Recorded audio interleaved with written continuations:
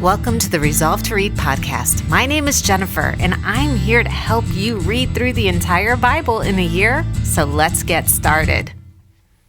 Who are you listening to? Close your eyes, take a chance on my voice. My word will light the way for you when it's dark and there's no sense moving. Move at the sound of my voice. Move by the light. Make a choice, listen to my voice. I got something to say. And welcome everybody to the Resolve to Read podcast. I'm here once again with my husband, Aaron Deal. Hi, everybody. And our trusty sidekick, Doug, the dog. Yes. And he contributes a lot, so we're glad you're both here today. I'm sure. Oh, that makes me feel less valuable if you consider his contribution significant. How do you think I feel? He probably goes out and hangs out with you more than I get to hang out with you. It's because he's available more. Anyways, did you have a good week reading? Yes. Good. How about you? I did. I had a good week reading. For the most part, stayed on schedule, got one day behind, and that's okay. That happens. Okay. We don't have to be perfect. We're just consistent. That's right. I got a day ahead, but that's okay. Oh, show off. So just to get us started on some lighter notes, some of them are heavier notes because they are news headlines, and okay, the world can be distressing at times. I am prepared. So we will look at the happier and the more distressing news of the week. Okay, maybe we should end with the happier. I don't know where we'll end. Okay. We'll just see. This is not like scripted out or anything, so what comes out of our mouths comes out. Okay, but it's sort of guided by what you instigate. Okay, to be fair. These are the headlines I found interesting this week. Okay. From the Daily Mail, Harvard scientist says interstellar object on course for Earth could be nuclear powered. Okay. Did you read it? No, but he's Harvard. It could be. I would think we could trust somebody, a scientist from Harvard, right? There you go. If he says there's an alien spacecraft coming our way. He didn't say alien. Well, let's see. It said interstellar. The headline said interstellar. I can see a little bit of the article. It says a prominent Harvard astrophysicist has claimed that a mysterious object moving through our solar system could be a nuclear-powered spacecraft. Interesting. Yeah. So Professor Avi Loeb, director of the Galileo Project, which hunts for signs of extraterrestrial intelligence. That's his job. He gets to just hunt for signs of... I guess so. That's what he does all day. Yeah. Seriously? Yeah, I just listened to an audiobook about time travel, or about space travel / time travel. He does it as a job. Yeah. My audiobook audiobook would indicate that it's not possible to travel in space. Therefore, you have to figure out a way to compress space or make it smaller, make the distance smaller. Who's paying him to hunt for aliens? I don't know where does he work for again? Must be a grant of some sort. He's a professor. Oh, I guess he just does it in his spare time. Okay. Anyways, last week we talked about walking trees. Right. Okay. And I opened up my notebook and I found this article that our friend Tim gave us. And it is from sciencenews.org. Could trees ever get up and walk away? And the answer is kind of like yes. And here's a whole article about walking trees. So thank you, Tim. I will enjoy reading that. Yeah, but I think it's I think it plays off of the kind of Lord of the Rings, was it Lord of the Rings? Yeah, Lord of the Rings Ents, like trees that move and talk and walk and all those kinds of things. But I don't think that was what we intended when we were talking about walking trees. I mean, that's kind of their hook. I should have read this, then I could have something to talk about. That's their hook for the Maybe article. Next week I'll read this. I'm sorry, Tim, I haven't read it yet. I will read it. That's right. I skimmed it already because he handed it to me on Sunday. Yeah. See, this is why, I appreciate everybody who's tuned in today, whether you're driving to work or you're just listening to something while you do something else. That's cool. But it's even better to meet in person. Sure.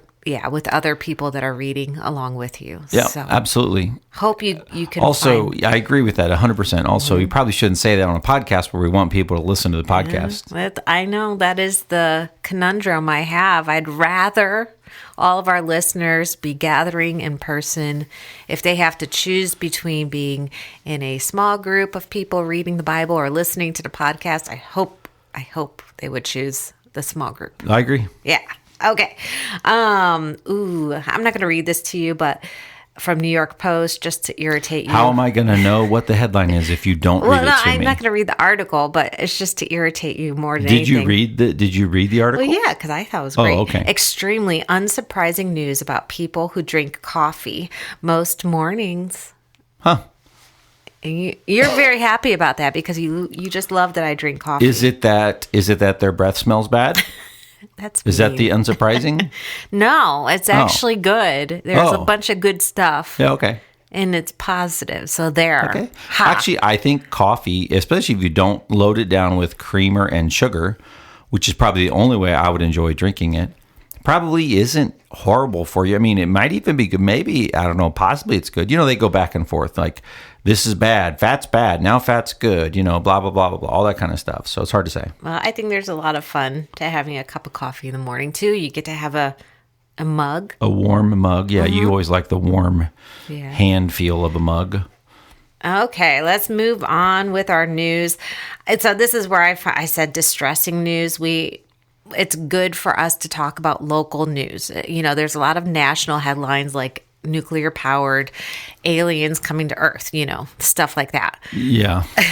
But I guess it's important to know what's actually happening here on Earth and specifically in our areas, in our neighborhoods, because that's where we can actually have an impact. And so this is kind of a distressing one. This has been happening through some cities in Ohio. So here's the headline: KKK flyers found in Norwalk neighborhood. Wow, that's shocking. I don't actually know where Norwalk is, so that's confusing It's for in me. Ohio. Well, I realize that, but I just don't know. I don't have a frame of reference like on a map. But that's shocking that the KKK is still a thing, that racism still has such a deep right? hold in our society. And In our state. and at home, I guess, right? Because it's in Ohio, so it just feels wrong. There's And other cities in Ohio, too, where these flyers have popped up. Let's see.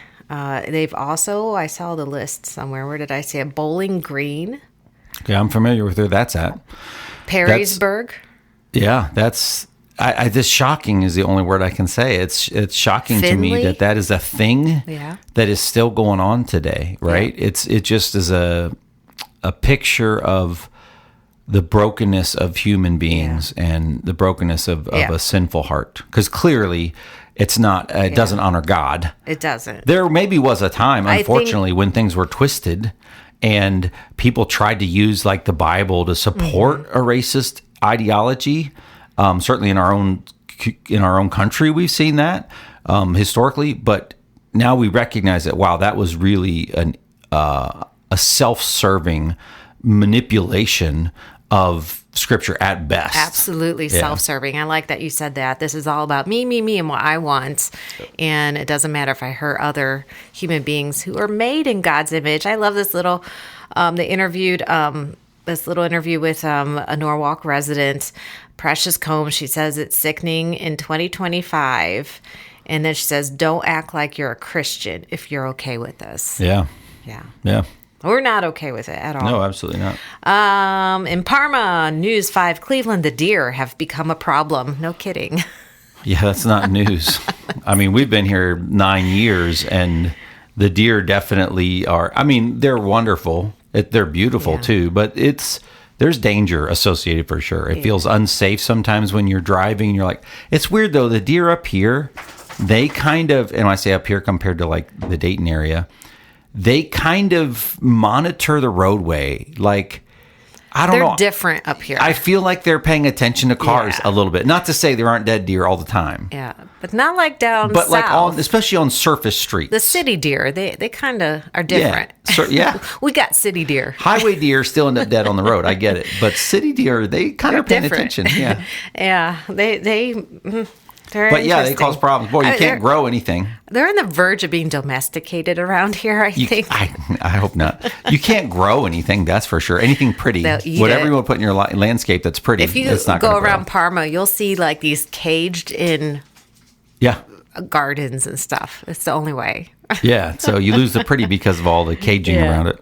Ooh, and Cracker Barrel. Oh, goodness. This week for Cracker Barrel has just been a rough week. Yeah. So the co-founder of Cracker Barrel, I'll just give you a synopsis from several headlines, several news articles I read this week. But the co-founder of Cracker Barrel is like, basically, you guys are idiots. Why did you do that? Because, they got rid of the old guy. Sure. And They changed the logo. Yeah, and then into a very blah. And then they also changed the peg game. You know the peg game? No, I know the peg game. They didn't change that. They did. What did they? I had no idea. Do you remember? You know how like if you leave one, Yeah, you're a genius. yeah, all Yep. the way down to if you like lead. I can't remember what the last one is, but yeah, it's ridiculous. Yeah. You're an idiot, basically. You're just plain ignoramus. Ignoramus. I get it. Yeah, I get the So, pun. anyways, that is not cool. We can't say. That's what they've changed it to? They changed it to. They changed it. It got rid of that, and they changed it to something more kind. Interesting. I was recently at Cracker Barrel. A couple of different times I've been at Cracker Barrel, and I haven't seen the peg game out on the tables. I don't know what's up with that. I don't know. I guess I didn't think to ask for it either, but like that's a thing. Yeah, so they changed that, and they're up in arms about that. From Vice, Gen Z has bathroom anxiety, and they're ready to quit their jobs over it. Okay. Is there more to it, or is that all you read? I had to read that one. I'm like, what? Okay. So basically, just embarrassing things that happen in the bathroom, Yeah. and they're worried about being judged or heard or smelled or having their shirt or pants tucked all weird. Or So a lot of people, that's something you got to come over. There are a lot of people who will not use a public restroom. and this And article, even considered yeah, like a workplace would be considered right. public. And Yeah. so, So they need private restrooms. yeah. Everybody wants 1 in private 12 Gen Z employees has thought about walking away after a single humiliating moment in the bathroom. Another 20% said they'd rather quit than talk to a manager about a bathroom issue. I could understand. You could imagine an embarrassing moment that you could be like, I don't think I can come back to work here. Yeah. I could imagine that. Sure. Yeah. Well, I'm glad that you're sympathetic to the plight of our Gen Zers. From Akron Beacon Journal. I don't think it's just generational. I just to think be it's fair. silly that they say it's All just right. Gen Z. That's what's silly about the headline. There you go. Hey, Gen Z, don't worry about it. We all go through it, even us old people. Yep. Okay, we just get more callous to what people think. I That's think. true. That is true. we have a few kids and. You muscle up and move through. Yeah, we're Yep. just like, we just don't care anymore. Okay, from Akron Beacon Journal, Ohio to celebrate America's 250th anniversary with state's place in the film in focus. State's place in film in focus. Okay, so they're going to celebrate the 250th anniversary, focusing on how Ohio has been premiered or been used, or the ways that Ohio has been in regards to cinematography. Yeah, and in so movies. for me, I just first of all, I didn't That's even you. realize. No, that It is is me. you. You were in this blockbuster But Superman America's- movie. I was. Thank you, honey. I did not In Ohio. realize that. Yes, in Ohio, filmed. Yay, Yeah, Ohio! there you go. I did not realize America was having a 250th anniversary. I guess I didn't really put those pieces together Yeah. either. Yeah. Kind of cool. Okay. Yay, America! Yeah, quarter of a millennia. That's pretty awesome. Yeah. Okay, so we're Ohio.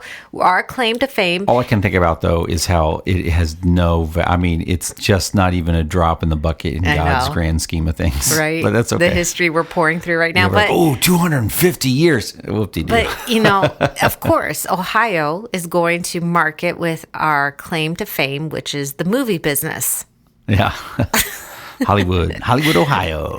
Actually, though, listen, I thought it was silly when I first read this. I'm like, come on, really? Oh, movies? So I had to read the article. So there would actually be no Hollywood without resident Data H.W. Beveridge.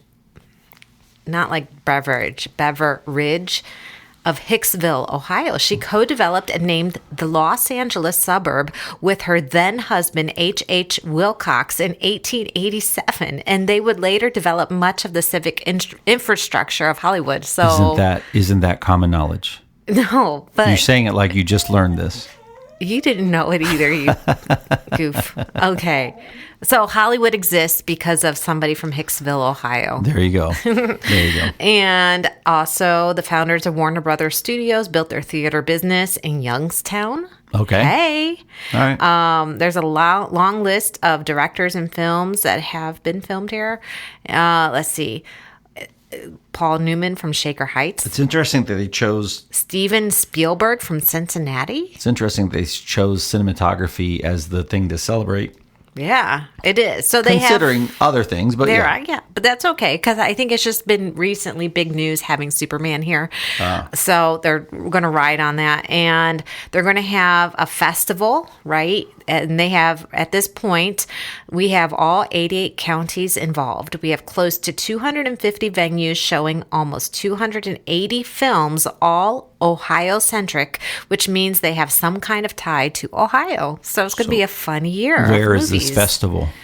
8 in each of the 88 counties of Ohio. Oh, they're doing festivals in separate festivals in 88 different places. Yeah. Okay. Yeah. And different movie houses and theaters. So So the festival is just showing a movie. Yeah. Okay. That's not a festival, but go ahead.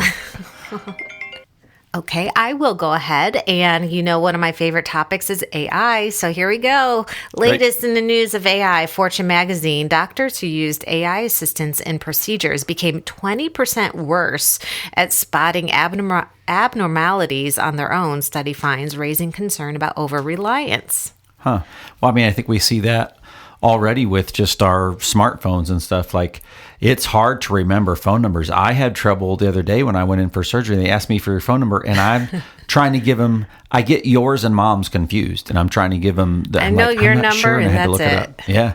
So yeah, I could see how that's less concerning. We don't stretch our our memory muscles very well as much, and so I could imagine you don't stretch your perception muscles as well because you're dependent upon a computer to figure something out. Don't you think it's worse for a doctor to not stretch their memory muscles as much as me just not knowing my phone number? Well, I'm not talking about memory muscles. I am talking about, but they're talking about being able to identify things. Like they're talking about being able to identify things because they've looked at a bunch of stuff. Yeah. So they're just relying on AI to do it. Yeah, for sure. That seems like, unless AI is better at it, it seems like a problem. Yeah.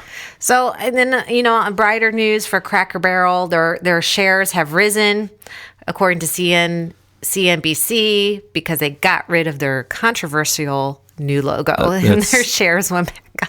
That's ridiculous. So what you're saying is we should have bought when it went down. Darn it. Well, when all the outrage, we should have bought a bunch of Cracker Barrel. They lost so much in value. Yeah. Maybe this was some kind of... Maybe it was just a stock. Yeah, maybe it was just a stock. I caught them. Caught in the headlines of Resolve to Read. There you go. Yes, they were. Okay. Ooh, more. Oh, gosh.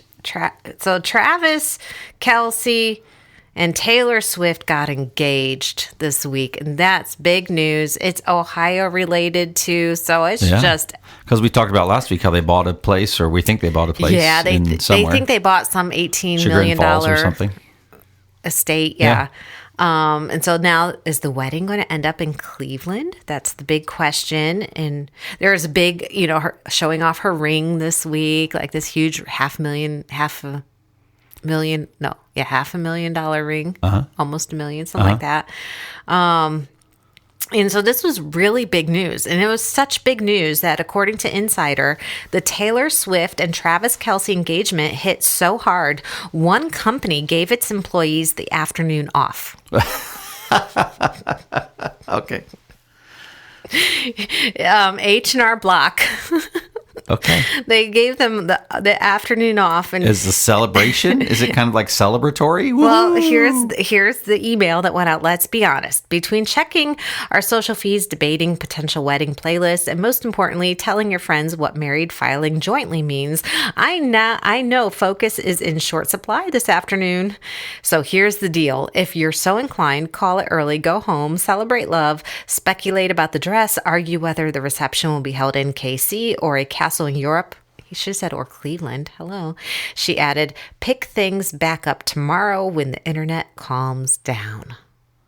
Okay. I wonder if that to me, although I wasn't on site, so maybe she's observing things on site. To me, it says more about the person who sent the email than it does about the employees who received it. And there's another headline here. And unfortunately, I can't get to everything this week. It is what it is. But University of Tennessee professor goes viral for canceling class after Taylor Swift's engagement. We need time to process this information. Again, I think it says more about the professor that canceled class. But I don't know. From WJW Fox 8 News, Hopkins Hounds Airport now offers therapy dogs. Okay. Yeah, there you go. They must have got the idea from you. I mean, Must have. Doug has been to Hopkins. We take Doug through Hopkins on a regular basis. Yes, he does. And That's strange. We fly more than I ever thought we would fly. Doug has flown more than our kids. Flying used to be this thing that's like, it's so expensive. And it still is expensive. But because of our life circumstances changes, we end up flying now at least twice a year. Yeah. Yeah. And Doug as well. Which isn't a lot. I'm sure a lot of people. He does a great job. Yeah. A lot of people hear that and they're like, well, just twice a year? Is that it? I'd flow 18 times. Why do you this think summer. they need therapy dogs at an airport? I don't think they need them. I think it's probably just a nice thing for people. Some people, if you're a dog person. Are people afraid? People love dogs. I mean, TSA can be pretty stressful. If you're a dog person, people want to say hi. They love dogs. Yeah. So they like that. So they put you through the ringer at TSA and then you go pet your dog. Yeah. Okay. I have lots of good conversations out in public with random people. Do. Because of having Doug with me. You've made a lot of people happy. There you go. Okay. And portable dopamine dispenser. And you know what? Somebody's mowing the lawn outside, and that's just the way it is. Yeah, We're going to have only that. Take a second. Okay. We're at home. Yep. You know what? That's cool. Hey, we're going to finish with this headline from James M. Leonard, our elder from church. Okay. He posted this, putting in his own 2 cents about the Cracker Barrel logo controversy. Okay. We're still talking about it. Wow. Okay. He posted... Cracker Barrel, he reposted. Cracker Barrel is finding out what pastors who have dared to change the bulletin already know. Yeah. Cracker Barrel is finding out what pastors who have dared to change the bulletin already knew. Yep, what did they already do? Know. It's a bad decision. It's a bad decision. Why? Quicksand. Like quicksand. How do you know, honey? I know from personal experience. Yeah. So you change a bulletin, who moved my cheese, right? It's not whatever you do that makes it better. There's something that's going to make it worse from somebody's perspective. Well, you got to feel better because Jim Leonard, he must have done that once in his career too. And I think many pastors have felt the wrath. Yeah. And when you're new in ministry and somebody tells you, I don't know if that's a good idea, you're like, what? It's just a bulletin. It's not spiritually significant. It's a piece of paper we print some stuff on. What are you talking about? That's how I feel about this whole logo controversy. I'm like, seriously, people? And then you find out that, for some people, you're right. It's totally wrong. It's like, it's a weird perspective to have. It's like, why are you focused on this? But for some people, it becomes like an issue. Hey, change isn't fun for some people. You know what? They Cracker Barrel learned. Or they were scheming the system and made a lot of money. I don't know which one it is, but anyways, moving on. I mean, if I knew that shares were dropping and then I was going to make the logo back to the other thing, and then the shares were going to come back up, I would have purchased them. Yeah, I get the impression, maybe they've just done a good job acting it out. I get the impression they did not intend to change the logo back. No. They ripped the Band-Aid off and they said, okay, here, we're doing this now. And then only because of the outcry, they said, okay, fine. Okay. But I don't know. Maybe that's not Maybe true. they learned something. Maybe they've learned they need to dig their feet in more in this culture they've created called the Cracker Barrel culture. I mean... I think the problem with Cracker Barrel is that people just have nostalgia surrounding it. Yeah. most people have eaten at a Cracker Barrel at some point. It's been around our whole lives, pretty much. And most people have eaten, and you have nostalgic memories of sitting in the rocking chairs and of going with grandma and grandpa or some kind of road trip. And they have baked apples. They've always had baked apples. Which is a cool thing. So, I mean, where can you go and get baked apples? Nowhere. Right? Yeah. Which is basically dessert, but it's served as a side. So now that we're thinking about that, great. We have to actually talk about the Bible and think about, in the back of our mind, having some baked apples. There you go. From Cracker Barrel, that's okay. The Word of God is sweeter than any baked apple. Yes, and we're going to get into a nation of very hungry people who are going to go through a famine. So maybe it does transition well. Okay, Yeah, August 24th. We are still in the book of Jeremiah, and we'll also be touching the book of Ezekiel this week and also jumping into Lamentations. Yeah. A big, uplifting week of reading. There you go. But let's go ahead and start with August 24th. Okay. And it starts talking about... God is describing his people as sheep in his pasture. And I think that's quite an interesting way to describe people. And so not in the way that they're sheeple, like that's like a derogatory term nowadays. Okay. But in a positive way, that we are his sheep, we're in his pasture. And so the first question I have in my notebook is how have the shepherds of Israel treated the sheep of God's pasture? And why is this such a big deal? It depends on which shepherds you're talking about, but certainly we have this cyclical thing throughout the nation of Israel, throughout the history of Israel, where sometimes they have a really good shepherd or a shepherd that glorifies that. Really, it's all about who do you put first, right? If you prioritize God, then you're a good shepherd. Right. And if you don't, then you are a bad shepherd. And in some cases, really horrible shepherd, right? Really terrible job. Like sometimes these shepherds end up just monopolizing the position of power and or the people of God for their own benefit. Yeah. And so it's really dependent upon which shepherd you're talking about. Yeah. So God is saying he wants shepherds that don't do these things. So here's some shepherds and what they do right now. They're destroying and scattering the sheep of my pasture, God says. And then he says, they have scattered my flock and driven them away. They have not bestowed care on them. And so God's saying he's not going to bestow care on them now. It's like all the stuff that a shepherd is supposed to do, they're doing the opposite of. So there's a specific reason why God is using this imagery of a shepherd. What is that? How is a shepherd different than just saying, he could have just said the governors, the judges, the president, the CEO. Why does he use shepherd? Shepherd has, I don't know. I mean, it has a image in our minds. Even we're not agrarian culture, right? So it's not. It's further. So it's more distant for us. Yes. But for this culture that he's speaking to, this was a good shepherd is critical to the life of the flock, and is both in providing and protecting and caring for.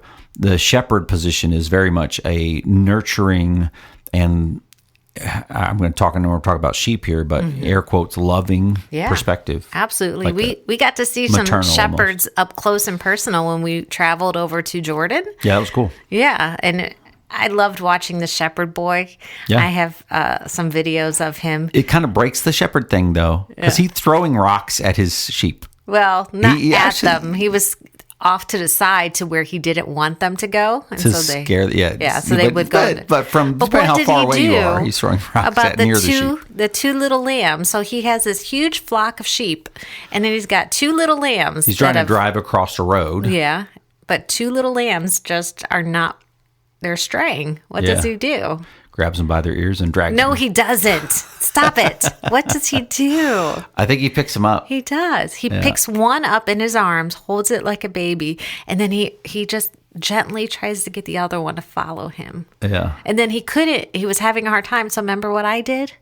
Go ahead. I went and helped lead the other one, and it followed me back to safety. Isn't that great? It was so cool. Yeah. And just that's the picture that God has when he talks about a shepherd. Right. The shepherd goes after the lost one, Yeah. the littlest one, Yep. and gently leads them back, not harshly. And that's what God's expecting. The shepherd has the care of and the condition of and the well-being of the sheep as his highest priority. Right, exactly. Not their own well-being, for sure. Absolutely not their own well-being. And the sheep, what do they don't do anything for the shepherd, really, No. He's just caring for them. Okay, so let's see. Our next question for this week. Describe the righteous branch of David. This is exciting. So we have this righteous branch of David. It says, a king who will reign wisely and do what is just and right in the land.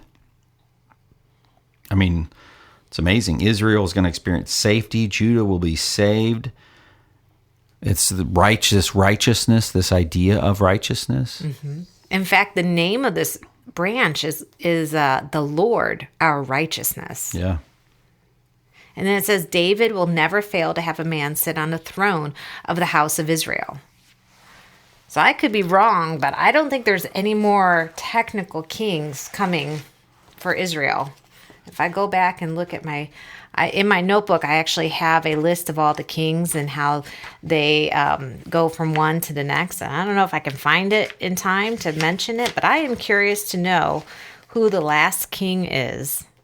And so I'm looking in my workbook and I see on Judah's side that the last king is indeed Zedekiah. And yet Jeremiah is prophesying that David will never fail to have a man to sit on the throne of the house of Israel. How can that be? I mean, the obvious solution, Jesus is in the lineage of David, and he is ultimately the king. Right. So exactly. That is the only answer. Or Jeremiah's a liar. Right. I mean, those are your two options. There clearly is a gap, though. There is a gap. A gap in the human lineage where there's not an active king. How about that? There's a period of time where there's not an active king over Israel. Yeah. And you're exactly right. And God, though, fulfills his promise, even though it's delayed, with an eternal king. Yeah. So we know he rose again from the dead. He lives eternally. He is the eternal living king of Israel. And that's the whole point of 1st and 2nd Samuel, which is not what we're reading right now, but it's what I'm preaching through. Yeah. Is that it's meant to point us to a desire for the king. Right. So we're talking about kings and judges and Saul and Samuel and David, but ultimately the point is that we would long for the king. Right. And boy, the 24th of August, if you haven't read anything this week, I encourage you to go and read it, because we also learn about how the law is going to function differently in the future. Yeah. And it's through this new covenant. The days are coming, declares the Lord, when I will make a new covenant with the people of Israel and with the people of Judah. I will put my law in their minds and write it on their hearts. I will be their God, and they will be my people. The editor of this, Lagard Smith, he says this: the primary difference is one of motivation. If law keeping under Moses was done in order to be saved, law keeping under Christ is to be done because we are saved. Yeah. It's not what we have to do, but what we wish to do. Right. And that's the difference between... We wish to follow our king. Yeah, so if you lived in the Old Testament, you had all these laws, and you would try to keep the letter of the law to be perfect, and God was never satisfied with that. It's like, no, It's not about that. Yeah. I'm going to put this law in your heart and put it in your minds. And what it really is about how you want to behave. Right. Yeah. So when it says new covenant, maybe we should just kind of trace back some of the other covenants we've read about so far. There's a long list. There is a long list. We'll just highlight some. Which one stands out to you? Oh, I mean, I'm just thinking about a bunch. I'm thinking about, well, obviously the Davidic covenant, which is one, but I mean, we think it clear back to like the Noahic covenant. Noahic covenant. That's with the rainbow. Yeah. Yeah. That was a covenant. So anytime God's making a promise, he's making this covenant. Yeah. Right?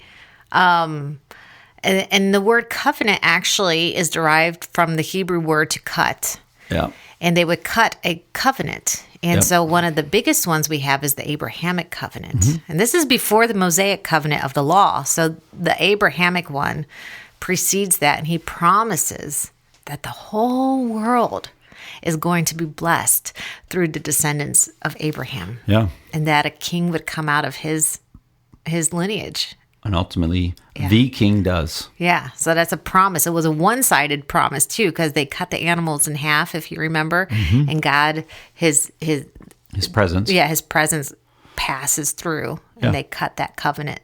And God cuts it. It's one direction. God's going to do this. It's going to happen. And Jeremiah is just carrying on the same story that started way back in Genesis. This story is still continuing on. Yeah. Same author, one author, God, through humans. Yeah. Isn't that awesome? Yeah. The big ones are the Noetic, Abrahamic, the Mosaic. Those are the kind of the big Yeah. ones. But, there's a lot. And so now we have this new covenant. God's making this new covenant where he's going to put the law on our hearts, and we're going to want to obey the law because we want to follow our king. Right. Yeah. It's how I talk about the difference between being motivated out of guilt or obligation and then being motivated out of gratitude. Because we just want to put a smile on our king's face, right? Like, I can't believe, Yeah. God, what you have done in me. And he's changed us. The other thing is he's changed us inside, so therefore the behavior comes out. I can't believe what you've done in me, and I'm happy. I really want to be the person you want me to be. We don't want to disappoint him, right? Because we love God. And anyways, it's a whole different And yet, motivation. even when we do, with the right motivations, sometimes we still mess up. We And do. even when we do, he still loves us and wants, it's amazing. Yeah. Okay, so let's move on to, that was a long time on the 24th, right? But that's Yeah. okay. So we're moving to the 25th, Ezekiel's prophecies during the siege. So Ezekiel, remember, is not in Israel. He's not in Judah. He's over there in Babylon, and he has some prophecies against all the nations that have been like, aha, we've got you. You're being destroyed, and they're just celebrating this destruction that's happening. And so, Ezekiel's prophesying against them. Yeah. And we've heard that before. And he's longing for Israel to return to God, right? Yeah. And then he talks about the day of the Lord. So once again, we see the day of the Lord when referring to Egypt's demise. And Judgment. what have we learned so far in our readings about the day of the Lord? Is it a literal day? Does it just happen one time? What is it? It has multiple meanings. That's what we've learned. It has multiple meanings. It has multiple meanings, can apply to multiple groups of people. It almost, I would say, I think it's safe to say it always refers to judgment. Yeah. There's always judgment involved. Yep. Absolutely. Always judgment involved. So to long for the day of the Lord, This is what the sovereign Lord says: because the Philistines acted in vengeance and took revenge with malice in their hearts, I will carry out great vengeance on them and punish them in my wrath. It's this idea that God is not a fool. He won't be mocked, and he will bring judgment. But his judgment is perfect and righteous because he can see all of the intricacies of all of the motivations. He knows exactly how to be. Vengeance is mine, I will repay, says the Lord. Right? That's a good challenge for us, though, too, because at times, I think we can find ourselves in circumstances in life where we are maybe truly wrong, like maybe objectively. Somebody would say, oh, wow, that was just wrong. You were terribly wronged. And our tendency, human tendency, is to want to get vengeance, is to want revenge. it is a very human tendency. It is a sign of maturity, though, to say, vengeance is mine, I will repay, and trust the Lord with it. Lagard Smith says, if I have somehow managed not to throttle people who deserve throttling, can I move to the next step of even wanting to throttle them, of not wanting to throttle them? Yeah, that's difficult. That's a high that's the bar. God getting in our heart in the Spirit, doing his work. That's a high bar. Yeah, it is. Okay, August 26th, we have more prophecies from Ezekiel, specifically mostly about this kingdom called Tyre, Tyre, Tyre. And I found this very fascinating. Tell us why. Well, it's just this rich nation, and all the countries.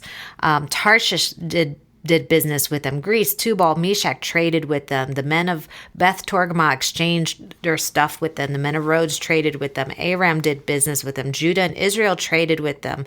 The Danites, the Greeks, Uzal, they bought stuff from them.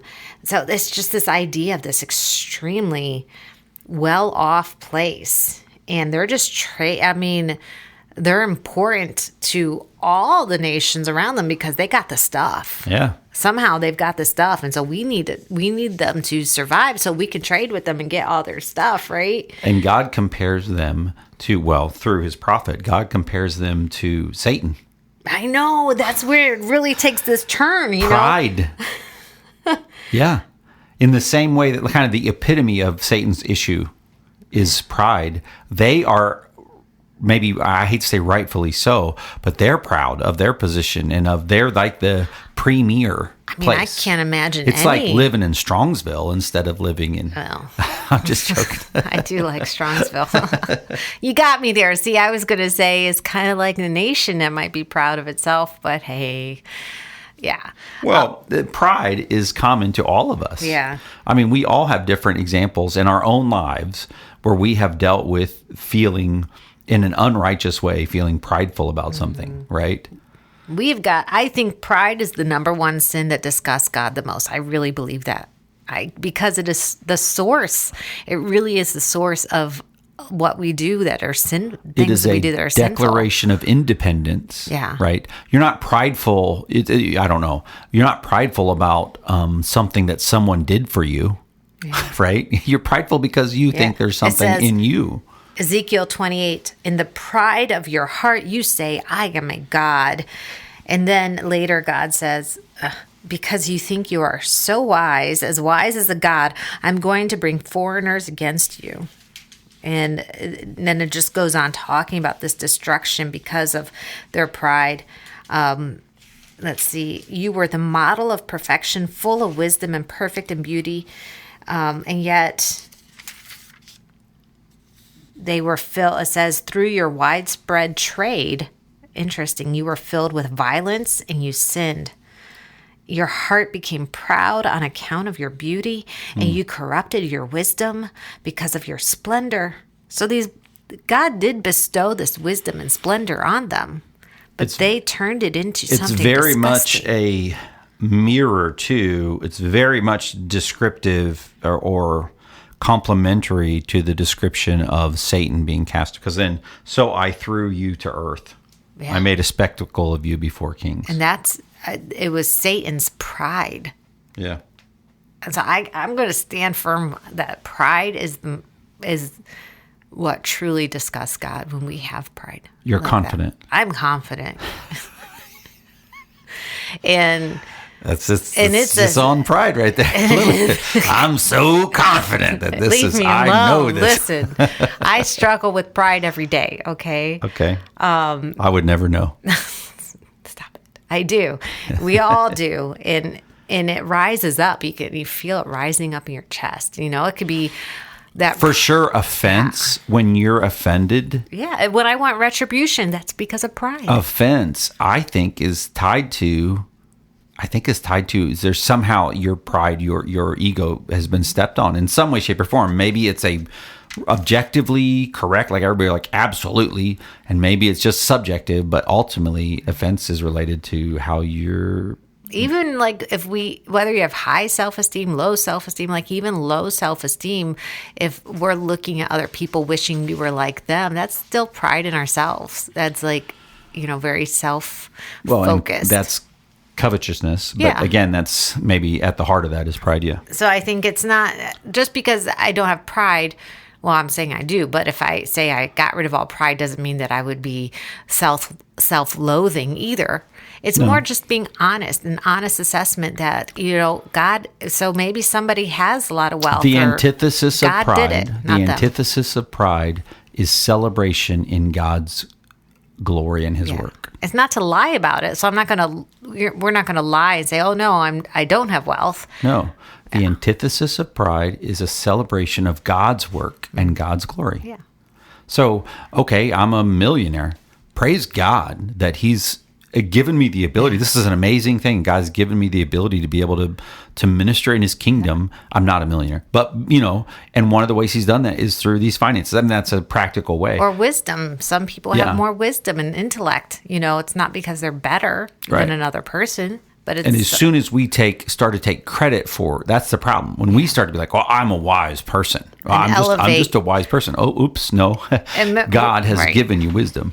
Or elevate ourselves above other people when God says we're all at the foot of the cross, right? Yep. Anyways, okay, moving on to August 27. Is that correct? Yep. Okay, so we have Jeremiah is imprisoned. Wow. No good deed goes unpunished, right? So Zedekiah goes to Jeremiah. So why are they imprisoning Jeremiah? Do you remember? Because they don't like what Jeremiah has to say. Yeah. He's the suffering the weeping prophet, right? I mean, and yet still the king wants him to pray for him. I don't.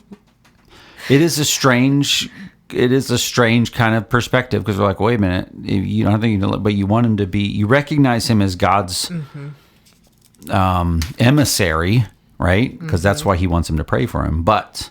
Also, you don't like what he has to say.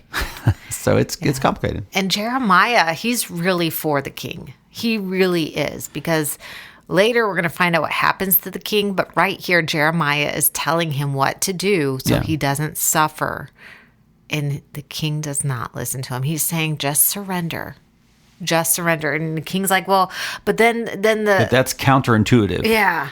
It's counterintuitive. But then this and this and this. And then Jeremiah's like, obey the Lord by doing what I tell you, then it will go well with you and your life will be spared. But if you refuse to surrender, this is what the Lord has revealed to me. And then it just goes on and talks about all the horrible things that have happened. And so he goes and has this conversation. He hears the words of Jeremiah, and what does he do with them? Nothing. He does nothing. He doesn't tell anybody. First of all, he doesn't.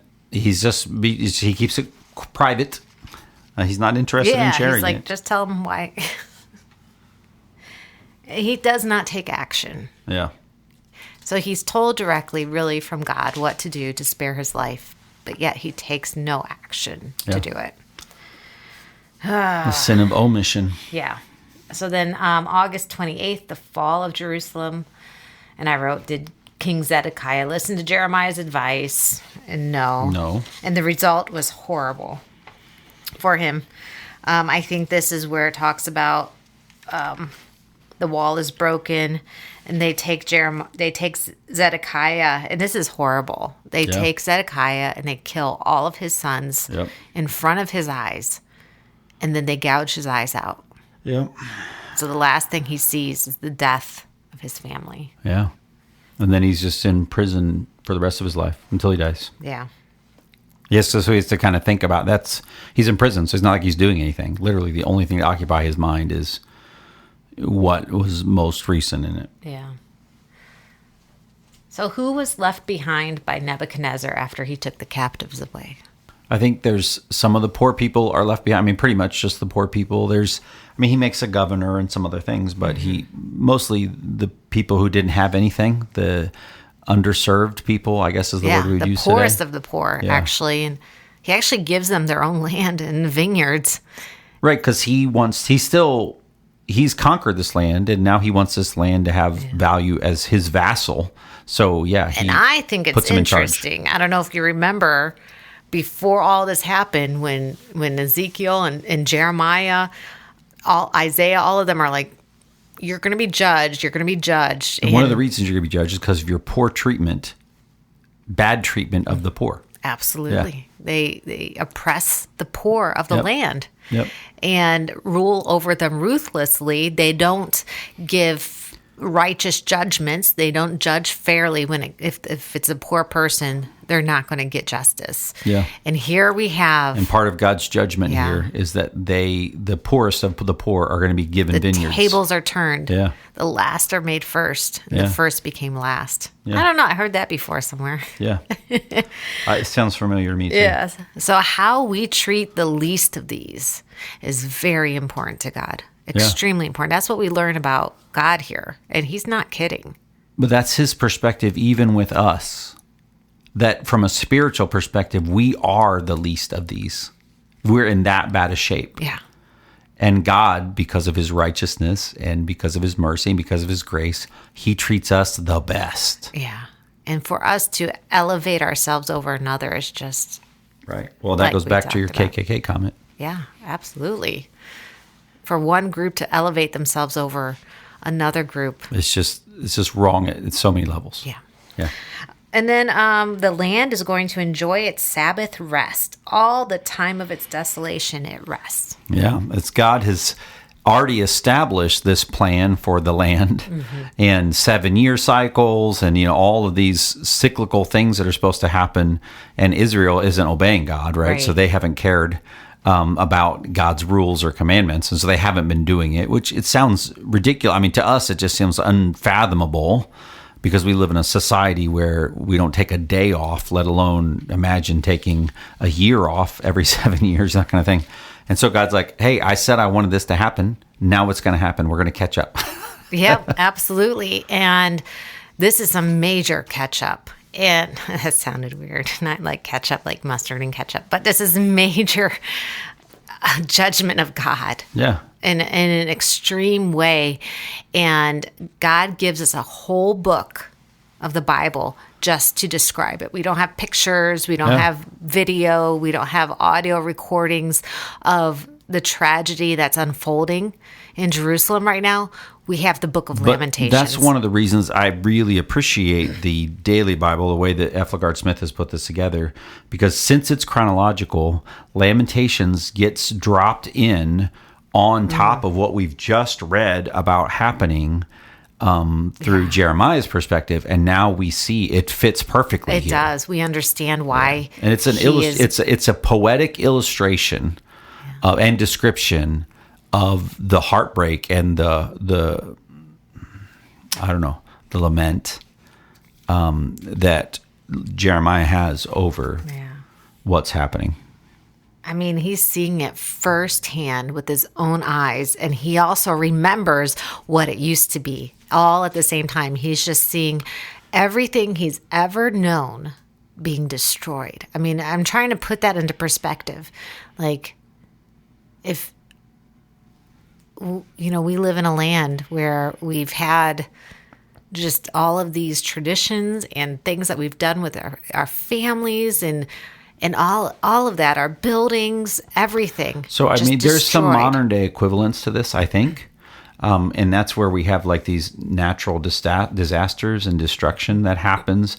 And like a tornado will go through a plains state and level an entire small town and every building, everything that you're ever. Now, that's in many cases, not everybody dies, of course. And so you still have family and you still have those kind of shared memories, but it's just desolate. Everything you've built your life around, your grandparents' house that you used to play in the yard of, all that kind of stuff, all the things, and now the objects that are associated with those are just demolished and gone. Yeah. And so that's I think a comparison. Yeah, I hadn't thought of that. That is a good comparison. I actually thought about kind of what's happening right now, that Israel had it done to them, and now they're doing it to a group of people right now, honestly. I mean, all of their buildings are destroyed. They're suffering famine. So I just thought that was an interesting concept, this lamentation that Jeremiah is in his wailing, honestly could have been written by the Palestinians right now. Like, they're wailing and seeing all of everything they have be destroyed. Yeah. And so that is an interesting, turn of events. I don't know how to say that. I think Yeah, for me, the real value here is the fact that Lamentations is couched in Jeremiah. It's connected. To me, that's just, and I've read this before. I get it, but for whatever reason, that really stood out to me this time around. I was very grateful for that. And then towards the end of our readings today, Jeremiah kind of turns it around. And then I wouldn't say that Jeremiah is at fault for any of this. It doesn't seem like it. Seems like he's been trying to stop them from doing the wrong thing. He's not perfect, but he has been, what we see, he's been obedient, even at great cost to himself. Certainly, he's attempted to be adequately communicate or to correctly communicate God's word for sure. But yet he takes on himself the responsibility of the sin as well, and he calls himself a sinner, and even he uses like us words. Yeah, absolutely. And he even talks about his own personal sin. And I thought, that's where we're all supposed to be. And when we see God's destruction, we shouldn't be surprised. Jeremiah writes, "Why should any living man complain when punished for his sins? Let us examine our ways and test them, and let us return to the Lord." You, O Lord, reign forever. Your throne endures from generation to generation. Restore us to yourself. Again, dependence, so that we can return and renew our days of old. Yeah. And then because of the Lord's great love, we are not consumed. So in the midst of all this, we find this little... There's still mercy. Yeah. He says, Jeremiah's, "Yet I call this to mind, and therefore I have hope. Because of the Lord's great love, we are not consumed, for his compassions never fail. Yeah. They are new every morning. Great is your faithfulness." Amen. I say to myself, the Lord is my portion. Therefore, I will wait for him. The Lord is good to those who hope in him, to the one who seeks him. It is good to wait quietly for the salvation of the Lord. And I just imagine Jeremiah, he's been through so much. Yeah. And he's writing this. And he's seen so much destruction because the people continually sin and sin and sin. And he didn't want this to happen, but it was like a train barreling at him, and he couldn't stop it. He tried to stop it. Right. He tried. Right. He really did. But God's judgment was coming, and there was no way to stop it. Well, I think there's a message there for us that God's judgment is coming, and we have an out, and that's through Jesus Christ. Yeah. We have to recognize and we can we're have hope sinners. even in the worst situations. We can still have hope. And I think a lot of people can probably feel a little bit of that suffering as they look back at their own life, or maybe even what you're going through right now. Maybe you're in the midst of this and it feels like, just like Jeremiah says, God has walled me in. Maybe you feel that way right now, that God has walled you in. And I just want to offer this hope for you that God's mercies are new every morning. That's right. The Lord can be your portion in the midst of trial. Amen. Everything that you ever want or need can be found in him alone, even when everything else is crumbling. Amen. Well, that's all I got for this week. Have a great week reading, and we'll chat with you again next time. See you next week. Bye. Bye.